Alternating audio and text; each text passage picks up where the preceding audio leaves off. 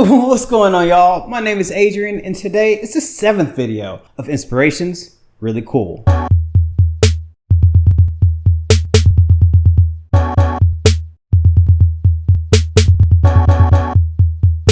In this video series, I highlight one of my favorite acrylic pouring artists here on YouTube. We'll watch a video of them making a painting that truly inspired me, and then I'll try to make a version of my own. I'll mostly be staying true to the techniques that they use, but I'll be putting my own spin on it. Because, as you know, art is subjective, and we all have a unique point of view. So, the channel we'll be watching today will be Garrick Brown Art. On their YouTube page, they write, "Greetings, my name is Garrick Brown, and I am an abstract, fluid acrylic artist. Art has been a part of my life since adolescence. Fluid art snagged my heart in 2017. I began painting much more seriously in 2019, which helped birth my YouTube channel in 2020. I have a sincere appreciation for teaching and having fun. Some of the techniques you will see include the bloom technique, flip cup, ring pours, swipes, dirty cup, and so much more. On my channel, I always have a story or my crazy antics to share along with art, love, and encouragement. My life motto is do everything with love. Treat your friends, family, and even your enemies with love." So, without further ado, welcome to my global extended family of artists and enthusiasts. Check out my videos and website. See you inside. So as usual, please go check out their page, watch a video or two, leave a like or two, and subscribe. So the reason why I chose Garrick Brown today is because of several factors. The number one reason is that his art is simply amazing. I mean, honestly, what else do I need to say? Hey, go check out his page, look at his art, you'll get it. I mean, video over. I have nothing else to say. Just kidding. But seriously, go check it out. So another reason why I chose Garrick Brown today is because his thumbnails are A+. I mean, when scrolling through, especially if you're like me, you follow a ton of artists and you know, like you see acrylic pour after acrylic pour, and it takes something special to kind of grab your attention sometimes. And his thumbnails do just that. So for example, this beautiful stained glass window, and this one right here, this cool ghost marble pour, or this one right over here, which is simply titled Fire. I mean, I just had to click on it. And also his editing skills are top notch. I mean, I do a bit of editing here on this channel. So for like example, there's this, that. Now there's 3 of me. Now I'm gone. You know, like I like to have fun on this channel, but Garrick has a way of editing to introduce the art and his thought process that went behind the art. For example, there's one that I clicked on recently of, I think he went on a plane trip somewhere. I forgot the location, but the pictures and the videos he got from outside the plane of like the sunset, the beautiful like pinks, purples, blues, that gorgeous kind of ombre you see, and then made a painting based on that. And the way he edited the videos, the way he put it all together, it just truly told a story. It took acrylic pouring to another level. So like I said before, go check him out. So the video we'll be watching today is called Black and White Fluid Art Landscape Acrylic Pour Painting. So I chose this painting today because this is one of those thumbnails that just caught my attention. I'm a huge fan of the grayscale, the monochromatic green, obviously, but I really do like the black and white. And I saw that and I was like, this looks cool. This looks doable. Looks like 2 ring pours. Let's do it. Also, my partner Corey and I, we have a collection of grayscale paintings. And these grayscales actually include a little bit of red in there, but it's mostly black, white, just a touch of red. And so I thought if I did this painting and if it was successful, I can add it to the collection. So the canvas he's using in his video looks to be like a rectangular shape. So I'm going to be using this 14 by 18 inch canvas, just like I did in my last video. So as you could have guessed, the colors for his ring pours are black and white. I'll be doing the same. I'm going to be using this black by Amsterdam. I'm also going to be using just their plain white as well. And just to go along with our collection, which has a little bit of pop of red, I'm going to be using this Artist Loft Metallic Red. As per usual, his video will be playing in one of these 4 corners over here. So let's give it a go. Alrighty, so let's get started. So in the beginning of his video, he shows us like an abbreviated version of him making his cups. So I'm going to do these on camera. I'm going to do all the layers on camera. I'll probably speed it up a little bit so it doesn't get too boring, but just so you get an idea of what I'm doing. So in this one, I'm going to start with my white. And he actually made a couple of notes in there that I definitely took to heart. So he's very good at explaining and kind of teaching and giving you some nice tips and tricks. he made his black paint slightly thinner than his white paint. Because he mentioned that black tends to take over your colors a lot, which I can attest to. That's very true. I'm not going to put my red in yet. I'm going to keep going. So I made sure my white paint was a little bit thicker than the black. And I also made my red paint just as thick as the white paint because I want that to pop as well.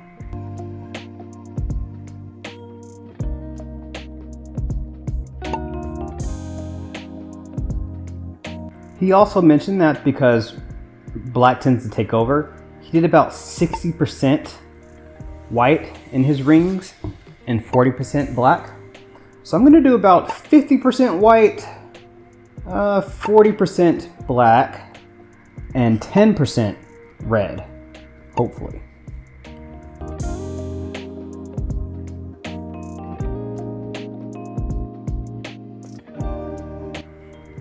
Oh yeah, so far I'm loving this color palette. Oh yeah.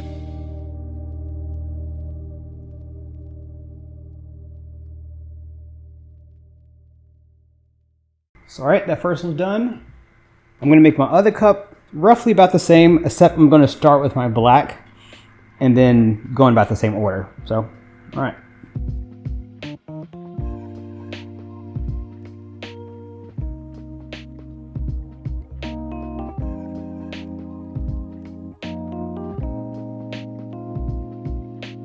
Man, I know I've mentioned this before, but just the smell of paint, whew, it does something to me, man. It takes me back. It takes me back to grade school when the crayons and the paints came out. Oh, those are my favorite days. I love that.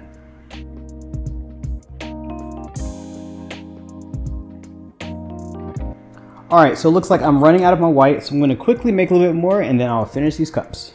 Right, so we're back. I forgot to mention this in the beginning, but all of my paints are mixed with Floetrol. And that's it, just paint and Floetrol.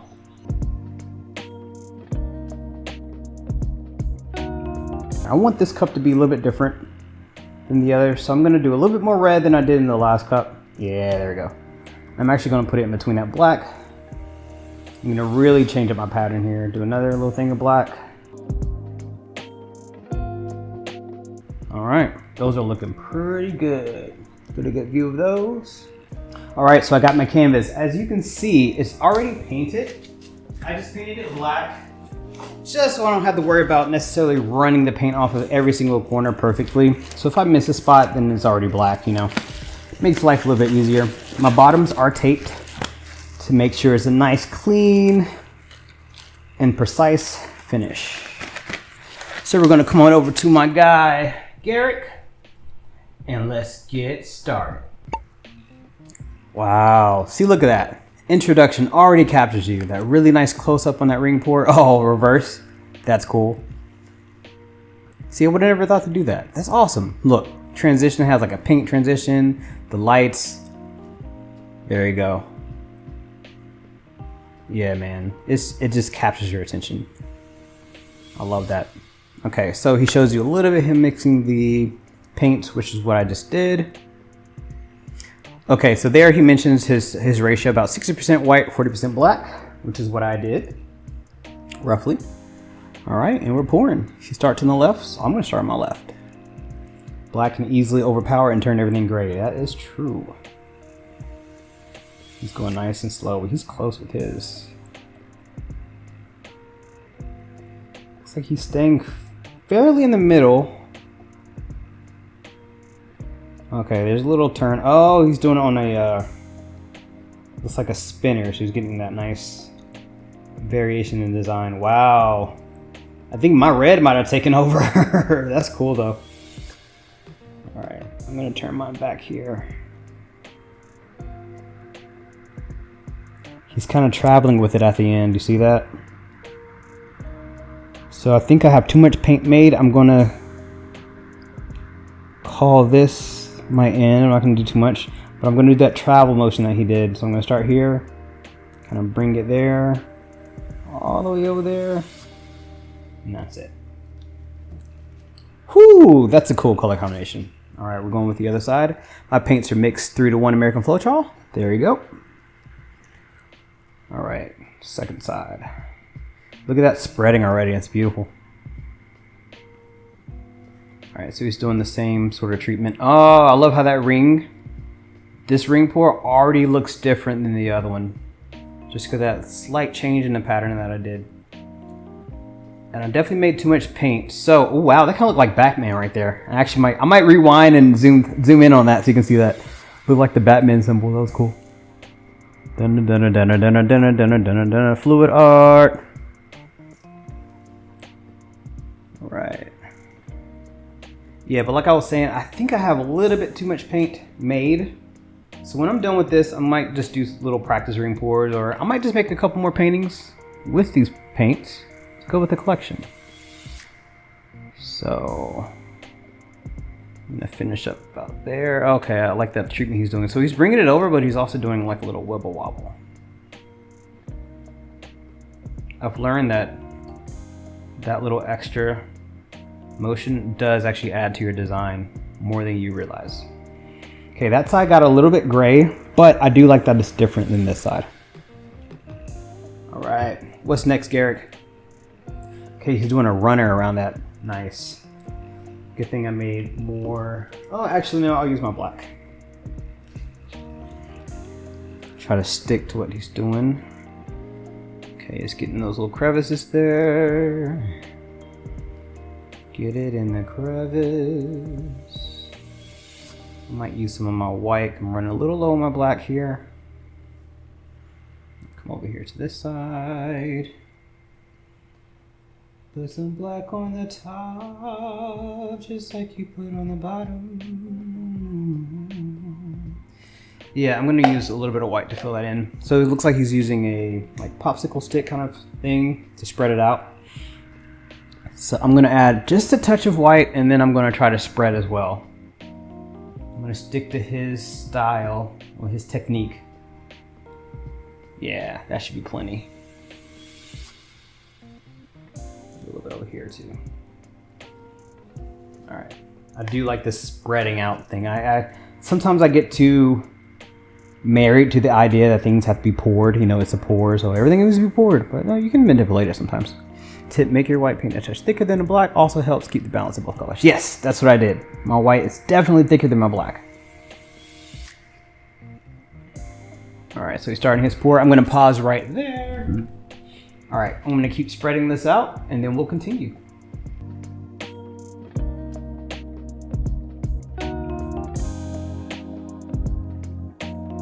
Oh, and thank you to everyone who watched my last one featuring Mary Louise. Got a lot of people who commented and watched and had feedback on that one. That was awesome. I mean, that was amazing. She's obviously like a lovely person, a wonderful artist. But you can tell that she's well loved because people saw a video that just had her in it and they were like, well, we got to support whoever this guy is because we like her. So that says a lot about her character, I think. All right, that's cool. I'm actually a fan of that. So let's get the tilting. It looks like he's starting kind of tilting bottom left, I think. So I'm going to do that. But quick, look at these cells. I knew it. I knew it. I knew that metallic would add a couple cells in there. All right, yeah, he takes it down to the left first and then to the right.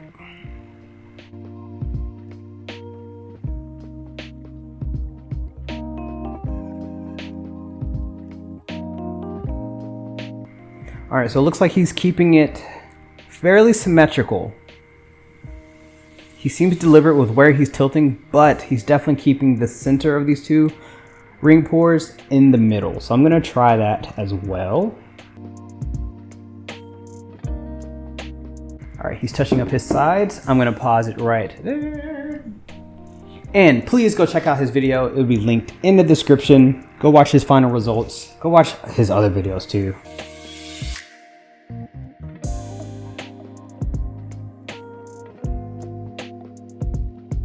Oh, I'm already in love with this. I don't want to jinx it, but I really like it already. All right, now I'm going to work on this top corner here.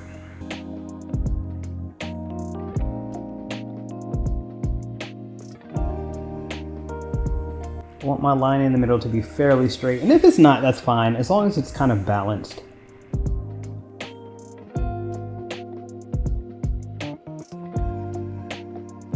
I feel like the paint's telling me to go to this top right corner, so I'm gonna listen to the paint.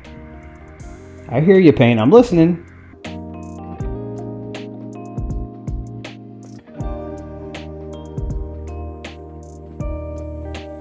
Okay, I'm gonna stop there for a second. Looks like it already fell off this corner on its own.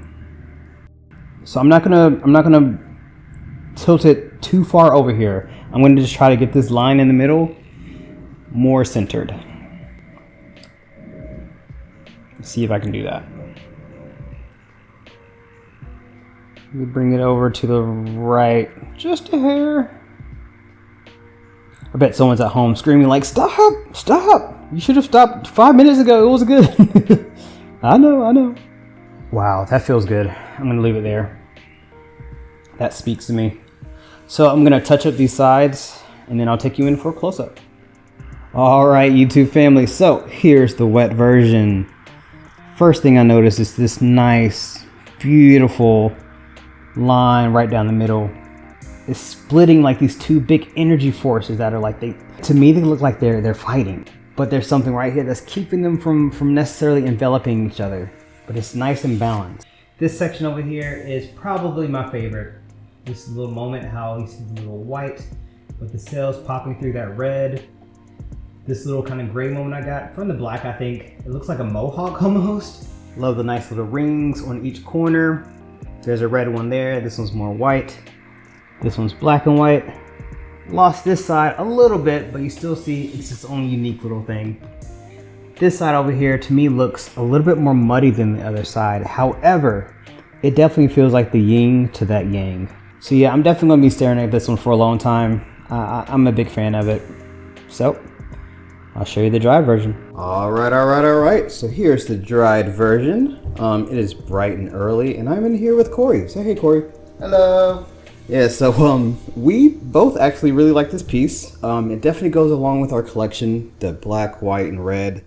So the first thing I noticed is that there is a buttload of red in here. I only used about 2 rings of red in each pour, but I think it being metallic and maybe I made it too thick or whatnot, but it really took over. However, I'm okay with that. I really like how that looks. I love how some of it kind of looked pink.